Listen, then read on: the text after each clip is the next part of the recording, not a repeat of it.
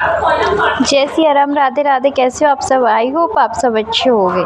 द्रौपदी को सबसे ज्यादा प्यार था इस पांडव से, कहा अगले जन्म में तुम्हारी पत्नी बनूंगी। द्रौपदी को सबसे ज्यादा प्यार था इस पांडव से, कहा अगले जन्म में मैं तुम्हारी पत्नी बनूंगी। द्रौपदी के स्वयंवर में अर्जुन ने भाग लिया था। अर्जुन स्वयंवर की प्रतियोगिता जीत गए थे, लेकिन द्रुपद की पुत्री द्रौपदी को पांचों पांडवों के साथ विवाह करना पड़ा। द्रौपदी समय समय पर पांचों पतियों के साथ रमन करती थी। द्रौपदी ने एक एक वर्ष के अंतराल में पांचों पांडवों के एक एक वर्ष को पुत्र जन्म दिया। इस तरह द्रौपदी के 5 पुत्र थे, लेकिन अश्वत्थामा ने महाभारत के युद्ध के अंत में द्रौपदी के इन 5 पुत्रों को सोते समय वध कर दिया था। द्रौपदी महाभारत में एक ऐसा चरित्र है जिससे पर जितना लिखा जाए उतना कम है। द्रौपदी से एक बार सत्यभामा ने पूछा था कि बहन, तुम्हारे पति पांडवजन तुम्हें से हमेशा प्रसन्न रहते हैं। मैं देखती हूँ कि वे लोग सदा तुम्हारे वश में रहते हैं, तुमसे संतुष्ट रहते हैं। तुम मुझे भी ऐसी कुछ बातें बताओ कि मेरे श्याम सुंदर भी मेरे वश में रहे। तब द्रौपदी बोली, सत्यभामा, ये तुम मुझसे कैसी दुराचारणी स्त्रियों के बारे में पूछ रही हो? जब पति को यह मालूम हो तो वह अपनी पत्नी के वश में नहीं हो सकता। तब सत्यभामा ने कहा, तो आप बताइए कि आप पांडवों के साथ कैसा आचरण करती है, उचित प्रश्न जानकर। तब द्रौपदी बोली, सास ने मुझे जो धर्म बताए हैं मैं सभी का पालन करती हूँ और सदा धर्म की शरण में रहती हूँ। जब जब मेरे पति घर में आते हैं तो मैं घर साफ रखती हूँ और समय पर भोजन कराती हूँ। देवता मनुष्य सजा धजा या रूपावान कैसा ही पुरुष हो, मेरा मन पांडवों के सिवाय कहीं नहीं जाता। पति देव के बिना अकेले रहना मुझे पसंद नहीं। बुरी बातें नहीं करती हूँ और बुरी जगह पर नहीं बैठती हूँ और किसी भी समक्ष असभ्यता से खड़ी नहीं रहती हूँ। इस तरह द्रौपदी ने और भी कई बातें बताई। अब सवाल यह उठता है कि क्या द्रौपदी 5 पांडवों से किसी एक को अधिक प्रेम करती थी, या कि 5 ही पांडवों से कोई एक से उससे अधिक प्रेम करता था? बहुत शोध करने के बाद यह पता निकलकर सामने आती है कि भीम ही एकमात्र ऐसे पांडव थे जो द्रौपदी को अधिक ख्याल रखते थे और उन्होंने द्रौपदी को अंत तक साथ दिया था। पहली घटना, जुए में द्रौपदी को दांव पर लगाने पर सबसे ज्यादा क्रोधित भीम हुए थे और उन्होंने युधिष्ठिर का विरोध भी किया था। बाद में जब द्रौपदी को चीरहरण हो रहा था तब सबसे ज्यादा क्रोध भीम को ही आ रहा था, जबकि युधिष्ठिर सहित अन्य पांडव चुप थे। भीम अपने क्रोध पर काबू नहीं रख पाए और उसी समय उन्होंने प्रतिज्ञा ले ली कि दुशासन की छाती का लहू पीऊंगा और दुर्योधन की जंघा उखाड़ दूंगा। महाभारत के युद्ध में भीम ने अपनी इस प्रतिज्ञा को पूरा भी किया है। दूसरी घटना, राजा विराट के राजमहल के 5 पांडवों भेष बदलकर 1 साल के अज्ञातवास में रह रहे थे। उसी दौरान राजा विराट के साले किचन ने कामंद होकर द्रौपदी को देखा और उसे रातों को अपने कक्ष में अकेले में बुलाया। यह बात जब द्रौपदी ने भीम को बताई तो भीम ने किचक का वध करने का प्रण लिया और रात के समय द्रौपदी की जगह खुद किचक के कमरे में पहुंच गए। द्रौपदी समझकर जैसे ही किचक ने भीम को हाथ लगाया, भीम ने किचक को उठाकर पटक दिया। इसके बाद दोनों के बीच युद्ध हुआ और भीम ने किचक का वध कर दिया। तीसरी घटना, जुए में अपना सब कुछ गवा देने के बाद जब पांडव वनवास की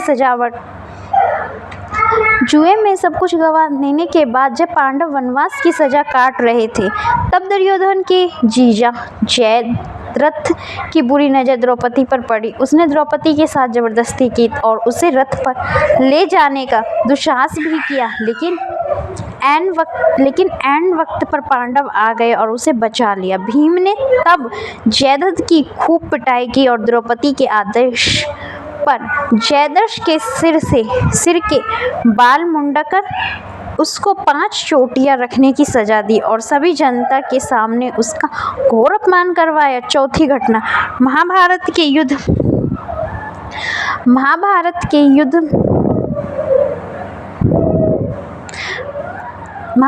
युद्ध की समाप्ति के बाद सभी पांडव सशरीर स्वर्ग गए थे। स्वर्ग और अर्थात हिमालय के किसी क्षेत्र में जहाँ इंद्रिया का राज्य था। पांचों पांडव अपना राजपाट परीक्षित को सौंपकर जब स्वर्ग की कठिन यात्रा कर रहे थे, तब इस यात्रा में भीम ने द्रौपदी को पूरा ध्यान रखा। कठिन चढ़ाई और कांटों भरे रास्ते में हर जगह भीम ने द्रौपदी को हर संभव सहयोग किया। यात्रा के दौरान जब पांडव बद्रीनाथ पहुंचे, वहां से आगे बढ़े तो सरस्वती नदी के उद्गम स्थल पर नदी को पार करना द्रौपदी के लिए कष्टकर हो गया था। ऐसे समय में भीम ने एक बड़ा सा चट्टान उठाकर नदी के बीच में डाल दिया। द्रौपदी ने इस घटना पर चलकर सरस्वती नदी को पार किया था और कहते हैं कि माना गांव में सरस्वती के उद्गम पर आज भी इस चट्टान को देखा जा सकता है। इसे वर्तमान में भीम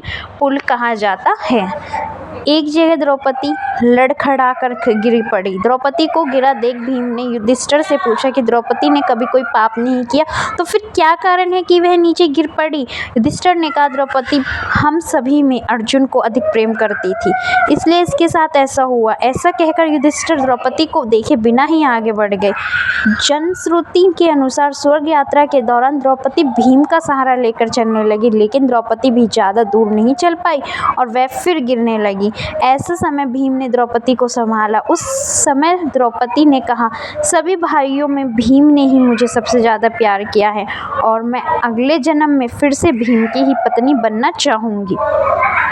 थोड़ी देर बाद सहदेव भी गिर पड़े। तब भीम ने पूछा, महादेव सहदेव क्यों गिरा। युधिष्ठिर ने कहा, सहदेव किसी को अपने जैसा विद्वान नहीं समझता था, इसी दोष के कारण गिरना पड़ा। कुछ देर बाद नकुल भी गिर पड़े।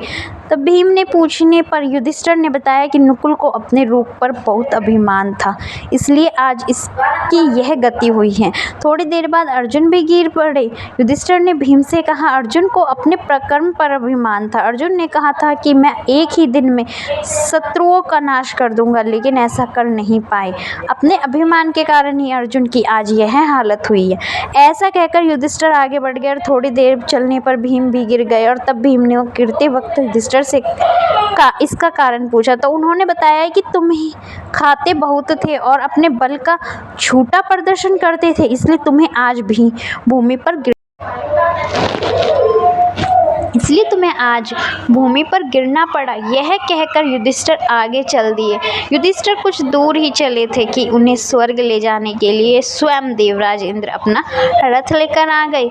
तब युधिष्ठिर ने इंद्र से कहा, मेरे भाई और द्रौपदी मार्ग में ही गिर पड़े हैं, वे भी हमारे साथ चले, ऐसी व्यवस्था कीजिए। तब इंद्र ने कहा कि वे सभी शरीर त्याग कर पहले ही स्वर्ग पहुंच चुके हैं, लेकिन आप सशरीर स्वर्ग में जाएंगे। इसके बाद इंद्र और युधिष्ठिर रथ में बैठकर स्वर्ग की ओर निकल पड़े। जय सिया राम। वीडियो अच्छी लगी हो तो प्लीज़ चैनल को लाइक एंड सब्सक्राइब करना ना भूलें। Thank you for watching this video.